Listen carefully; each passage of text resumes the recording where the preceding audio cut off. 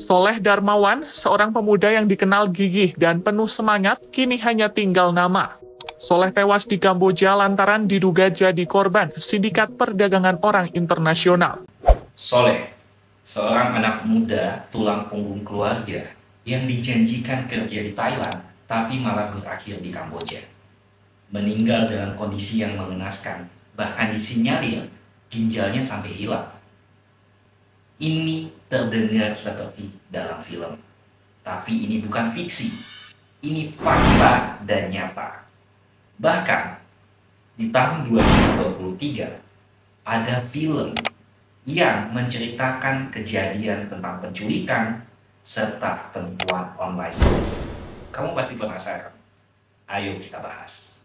No More Bets, film produksian Tiongkok yang menceritakan tentang dua orang anak muda, seorang programmer dan seorang model. Mereka ini dijanjikan kerja dengan gaji yang sangat tinggi di luar negeri. Tapi ketika sampai, mereka justru disekap, disiksa, dan dipaksa untuk bekerja pada sindikat penipuan online. Film ini bukan tentang fiksi kosong. Film ini terinspirasi dari ribuan kejadian nyata yang terjadi di Asia Tenggara, termasuk di Indonesia. Dan Soleh adalah salah satu dari sekian banyak nama yang menjadi kenyataan kelam dari kisah yang ada di film ini. Kabar kematian Soleh menjadi sorotan.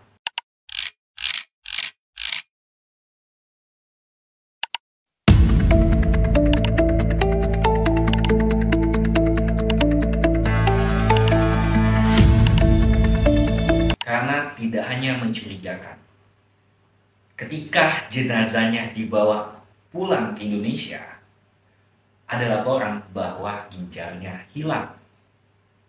Ada sobekan di sini. Di mana? Di kanan kiri. Astagfirullah.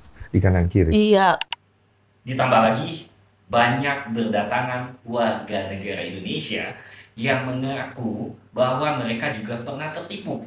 Mereka disekap, dipaksa bekerja untuk menjadi scammers di sindikat perjudian online dan penipuan online internasional. Beneran? Enggak digaji. Enggak digaji, penyiksaan.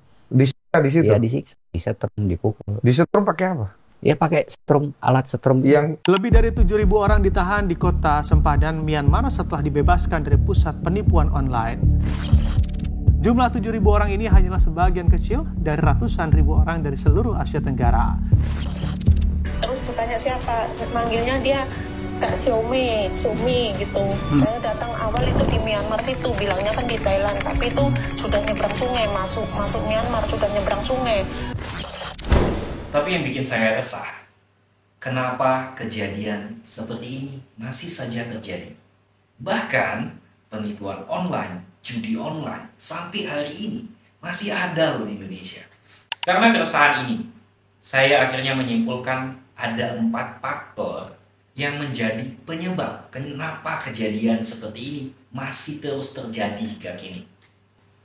Krisis ekonomi dan minimnya peluang kerja, kurangnya literasi digital dan literasi finansial, glamorisasi judi online yang dilakukan oleh selebgram bahkan influencer, kurangnya pengawasan pemerintah terhadap lowongan ilegal dan situs judi. Banyak orang yang mencari jalan pintas dan sindikat tahu betul cara menjual mimpi untuk punya gaji yang besar, hidup dengan kemewahan, dan sukses dengan cara yang cepat. Yang nggak mereka ceritakan yaitu penyiksaan, penderitaan, penipuan, bahkan kematian. Biar kejadian kayak gini nggak terulang lagi, apalagi jangan sampai ya terjadi di lingkungan keluarga kita, orang terdekat kita. Kita harus memberikan diri kita sebuah doktrin yang baik. Di mana yang pertama, jangan mudah percaya dengan penawaran kerja ke luar negeri. Apa itu kabur aja dulu, kabur-kabur, kamu tenggelam, nggak bisa bangun lagi. Ya, nggak ada sesuatu yang instan, apalagi kalau penawarannya itu instan gitu. Kamu nanti digaji besar di luar negeri gitu ya, bisa hidup mewah dan sebagainya, karena nggak ada yang instan di dunia ini. Semua butuh proses. Kalau mau kerja di luar negeri, pastiin lewat agent yang legal, pakai visa yang legal, seperti itu. Dan yang kedua, jangan pernah berurusan sama judi online. Mau platformnya, mau jadi pemainnya, apalagi berurusan sama orang-orang internal yang bekerja di situ.